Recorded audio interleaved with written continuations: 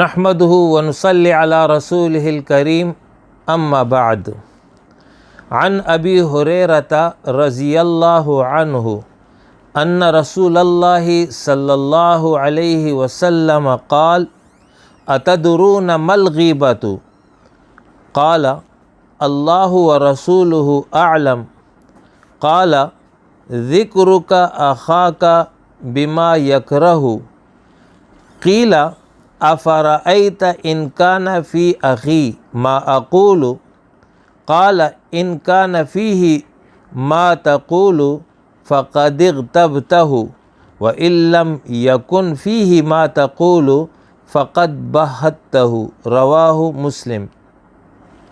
یہ حدیث امام مسلم نے اپنی کتاب صحیح مسلم میں روایت کی ہے۔ راوی حدیث حضرت ابو ہریرہ رضی اللہ عنہ ہے۔ بیان کرتے ہیں کہ رسول اللہ صلی اللہ علیہ وسلم نے فرمایا، کیا تم جانتے ہو غیبت کیا ہے؟ صحابہ اکرام رضوان اللہ علیہم اجمعین نے عرض کیا، اللہ اور اس کے رسول بہتر جانتے ہیں۔ آپ صلی اللہ علیہ وسلم نے فرمایا، تیرا اپنے بھائی کو ان الفاظ سے یاد کرنا جسے وہ پسند نہ کرتا ہو۔ عرض کیا گیا، آپ مجھے بتائیں کہ جو بات میں کر رہا ہوں وہ میرے بھائی میں موجود ہو تو پھر؟ آپ صلی اللہ علیہ وسلم نے فرمایا، اگر تو وہ چیز اس میں ہے جو تم کہہ رہے ہو تو پھر تم نے اس کی غیبت کی، اور جب تم نے ایسی بات کی جو اس میں نہیں تو پھر تم نے اس پر بہتان لگایا۔ مسلمانوں کے درمیان تعلقات کو خراب کرنے والے اسباب میں ایک سبب غیبت ہے، جبکہ دوسرا سبب بہتان ہے۔ ان دو کا ذکر اس حدیث میں ہوا ہے۔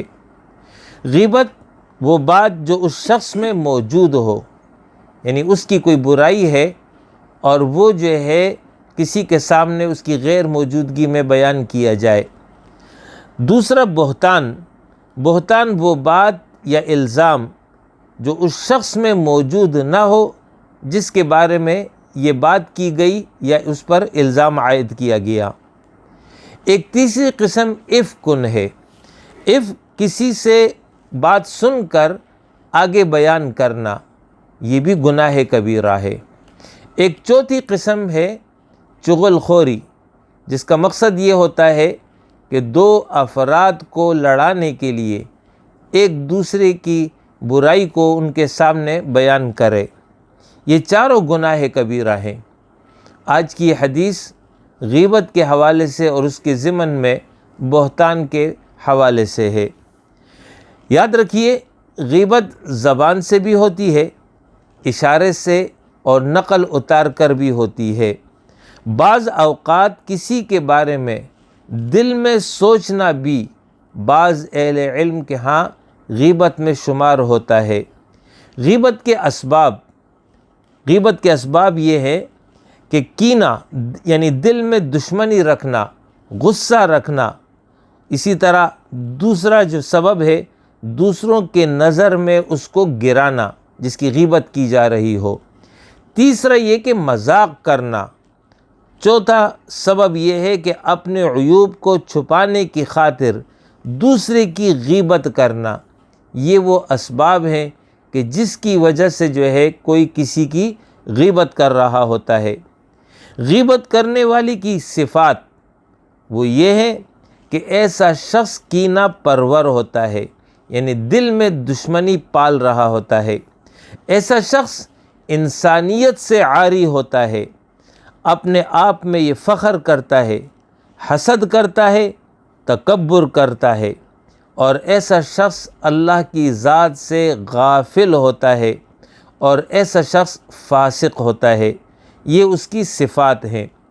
رسول اللہ صلی اللہ علیہ وسلم نے ایک حدیث میں فرمایا ہے کہ المسلم من سلم المسلمون من لسانہ و یدہ، کہ مسلمان المسلم من سلم المسلمون، کہ کامل مسلمان وہ ہے کہ باقی مسلمان محفوظ ہوں اس کی زبان اور اس کے ہاتھ سے، یعنی کسی مسلمان کو وہ زبان سے اذیت نہ دے اور ہاتھ سے اذیت نہ دے۔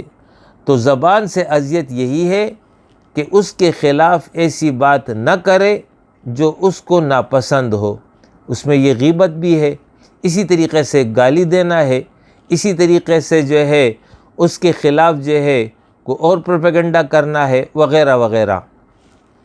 تو کامل مسلمان وہ ہے کہ جو اس طرح ہو کہ اس کی زبان اور ہاتھ سے باقی مسلمان محفوظ رہیں۔ آپ صلی اللہ علیہ وسلم نے فرمایا ہر مسلمان پر تمام مسلمانوں کی جان، مال اور عزت حرام ہے۔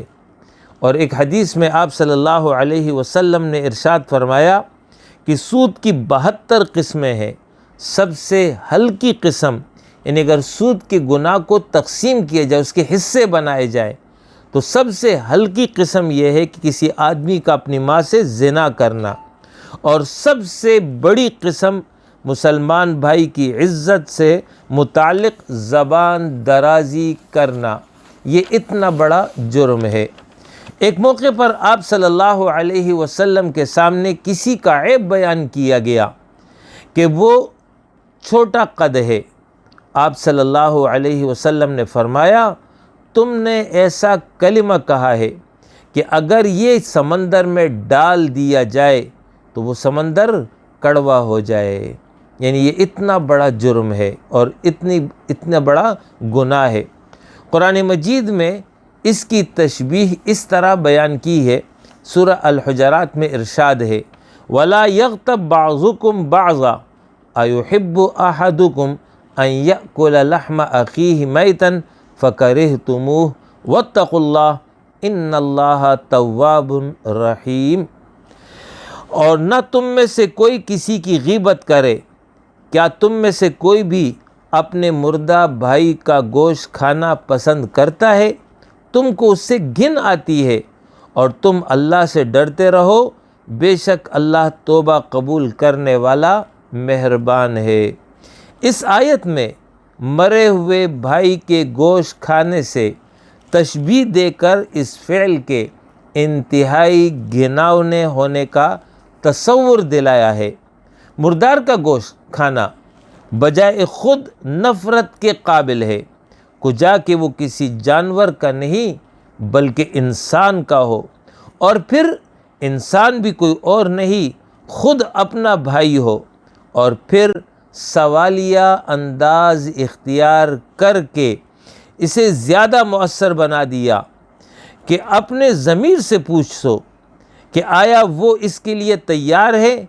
اگر اس کی فطرت اس کو پسند نہیں کرتی تو پھر اپنے بھائی کی غیر موجودگی میں اس کی عزت پر کیسے حملہ کر رہا ہے جس کا دفاع وہ نہیں کر سکتا اور اس کو خبر نہیں کہ اس کی بے عزتی کی جا رہی ہے۔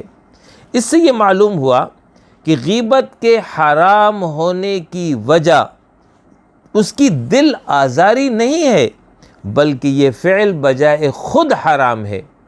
یعنی اگر اس کو ساری عمر پتہ نہ چلے یا پتہ چل جائے تو پھر بھی اس عمل کی وجہ سے اس کو تکلیف پہنچے یا نہ پہنچے تو اس سے یہاں پر جو ہے کوئی فرق نہیں پڑ رہا، بلکہ یہ جرم ویسی ہی جرم رہے گا، ہر حال میں جرم رہے گا۔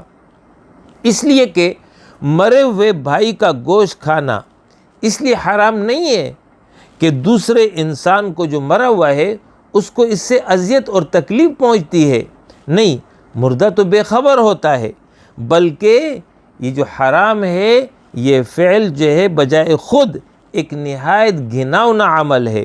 لہٰذا جس طرح یہ گھناؤنا عمل ہے، اسی طرح اپنے بھائی کی غیر موجودگی میں اس کے عیب کو بیان کرنا بھی ایک گھناؤنا عمل ہے، ایک ناپسندیدہ عمل ہے۔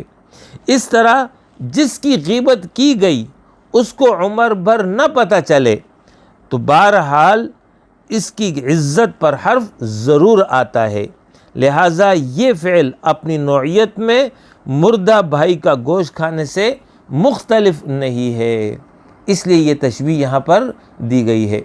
شب معراج میں رسول اللہ صلی اللہ علیہ وسلم کا گزر ایسے افراد پر ہوا جو مردار کا گوشت کھا رہے تھے۔ آپ صلی اللہ علیہ وسلم نے دریافت کیا کہ یہ کون لوگ ہیں؟ تو آپ صلی اللہ علیہ وسلم کو بتایا گیا کہ یہ غیبت کرنے والے تھے، لوگوں کا گوشت کھاتے تھے۔ غیبت کرنے والوں کو آپ صلی اللہ علیہ وسلم نے بتایا ہے کہ غیبت کرنے والے پیتل کے ناخن ان کے ہوں گے جن سے وہ اپنے چہروں اور سینوں کو نوچیں گے۔ واقعہ معراج میں ایک مقام پر بدبو پھیل گئی۔ آپ صلی اللہ علیہ وسلم کو بتایا گیا کہ یہ ان لوگوں کی بدبو ہے جو غیبت کیا کرتے تھے۔ ایک موقع پر رسول اللہ صلی اللہ علیہ وسلم 2 قبروں کے پاس سے گزرے جن کو عذاب دیا جا رہا تھا۔ ان میں سے ایک شخص وہ تھا جو پیشاب کے چھینٹوں سے نہیں بچتا تھا، اس لیے اسے عذاب قبر ہو رہا تھا، جبکہ دوسرا غیبت کر رہا تھا اور اس غیبت کرنے کی وجہ سے اسے عذاب قبر ہو رہا تھا۔ اور ایک روایت میں غیبت کی جگہ چغل خوری کا ذکر آیا ہے۔ ایک موقع پر آپ صلی اللہ علیہ وسلم کے سامنے کسی کی غیبت کی گئی۔ اس وقت تو آپ صلی اللہ علیہ وسلم نے انہیں کچھ نہیں کہا۔ آگے چل کر مرا ہوا گدھا پڑا تھا تو آپ صلی اللہ علیہ وسلم نے ان کو بلا کر، جنہوں نے یہ غیبت کی تھی، ان کو یہ کہا کہ اسے تناول کرو۔ انہوں نے عرض کیا کہ اس کو کون کھائے گا؟ آپ صلی اللہ علیہ وسلم نے فرمایا، ابھی جو تم اپنے بھائی کی عزت پر حرف زنی کر رہے تھے وہ اس گدھے کی لاش کھانے سے بہت زیادہ بری تھی۔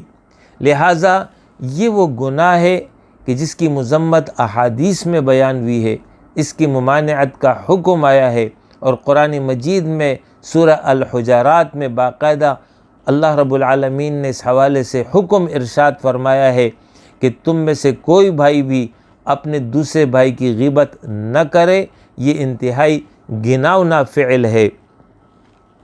یہ تو اس کی ممانعت ہے۔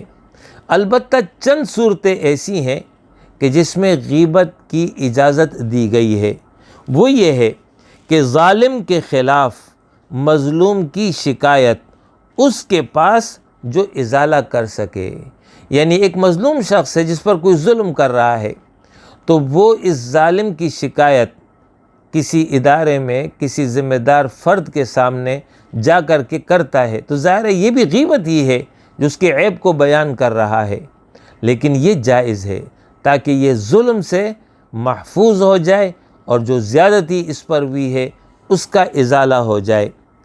دوسرا یہ ہے کہ اصلاح کی نیت سے ان لوگوں کے سامنے ذکر کرنا جو اصلاح کر سکے، یعنی کسی کی برائی کو ایسے لوگوں کے سامنے ذکر کرنا جو با اثر ہوں، ذمہ دار ہوں مسلمان معاشرے کے اندر، کہ ان کو بتایا جائے کہ فلاں لوگوں میں یا فلاں شخص میں یہ عیب موجود ہے تاکہ وہ ان کی اصلاح کر لے، تو یہ جائز ہے۔ اسی طریقے سے جب کسی عالم یا مفتی سے کوئی مسئلہ دریافت کیا جاتا ہے تو بعض اوقات اس میں عیوبات بیان کیے جاتے ہیں، تو یہ جو عیوبات بیان کیے جاتے ہیں افراد کے، یہ بھی غیبت ہے، لیکن یہاں پر ضرورت ہے تاکہ صحیح رہنمائی کی جا سکے۔ اسی طریقے سے بعض ایسے لوگ ہوں جو معاشرے کے اندر شر پھیلاتے ہوں، اور تو اس شر سے بچانے کے لیے لوگوں کو خبردار کیا جائے کہ فلاں شخص اس شر کا مالک ہے، اس سے اپنے آپ کو بچا کر کے رکھنا۔ اسی طریقے سے یہ بات بھی سمجھ لیجئے کہ وہ لوگ جو علی الاعلان کھلم کھلا گناہ کا ارتکاب کرتے ہوں، فسق اور فجور میں مبتلا ہوں یا گمراہی پھیلا رہے ہوں، تو ان کے بارے میں لوگوں کو خبردار کرنا یہ جائز ہے۔ یہ بھی برائی بیان کرنا ہے ان کی، لیکن یہ جائز ہے، اور بعض اوقات ضروری ہو جاتا ہے تاکہ لوگوں کا عقیدہ اور ان کا صحیح عمل جو ہے وہ ان کی طرف رہنمائی کی جا سکے۔ اسی طریقے سے کوئی شخص برے لقب سے مشہور ہو گیا تو وہاں پر جو ہے یہ برا لقب اس کی پہچان کا ذریعہ بن گیا ہو اور دوسرا کوئی ذریعہ اس کی پہچان کا نہ ہو، تو پھر اس صورت میں یہ عیب جو برائی ہے بیان کرنا جائز ہے، اس لیے کہ یہاں مقصود اس کی تنقیص یا نقص بیان کرنا نہیں ہے، بلکہ یہاں پر اس کا تعارف کرانا مقصود ہے۔ مثال کے طور پر کسی علاقے میں دو افراد ہم نام ہو، مثال کے طور پر دونوں کا نام عبد الرحمن ہے، ایک ان میں سے نابینا ہے، تو اگر یہ کسی کو اطلاع دی جائے کہ عبد الرحمن آ گیا تو وہ پوچھے کہ کون سا عبد الرحمن، تو یہ جواب میں کہ وہ جو نابینا عبد الرحمن ہے۔